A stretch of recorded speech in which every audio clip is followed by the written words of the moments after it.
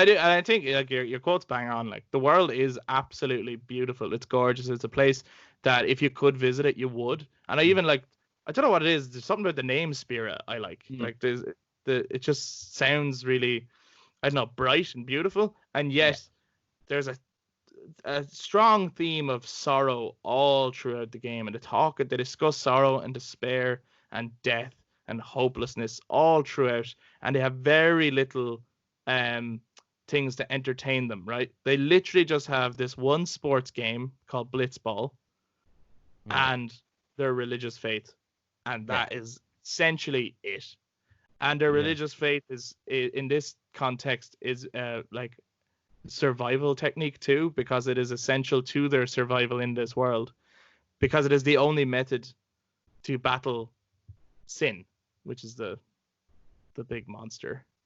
Basically Godzilla. Basically, yeah, it's basically like kaiju. Is that what they're called? Yeah, kaiju are the big monsters from Japanese. The Japanese monsters. Yeah. So it's definitely like it's just such a perfect setting for it to kind of pick that kind of Indonesian culture, because whether they're dealing with tsunamis, which is this game definitely is touching on, like sin is almost Mother Nature that constantly, and Mother Nature is something you can't control. You try your best.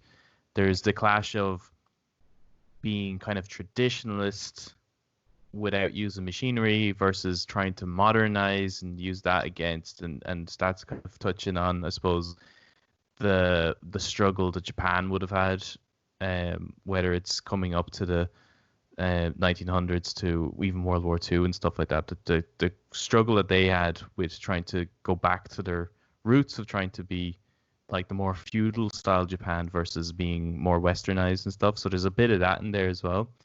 It's such a cool setting, and it's such a unique Final Fantasy. Like there's none before it and there's none after it that there's anything like Final Fantasy X. Yeah, I think I might have said it before, but the main like story writer behind 10 had said specifically that they wanted to challenge. So like I said, 9 and 10 were kind of made around the same time, or they're being worked on at the same time. And 9 was very much about going back to the roots of Final Fantasy and to like a Dungeons and Dragons kind of medieval, dungeon crawler, and it was praised for doing that. 10 then was the opposite. 10 was challenging what a fantasy has to be. So it didn't have to have the European medieval setting. It didn't have to have knights and like what people typically expect. And I don't think I've seen anything else with the same identity that 10 has. Like Final Fantasy 10 has a very specific identity.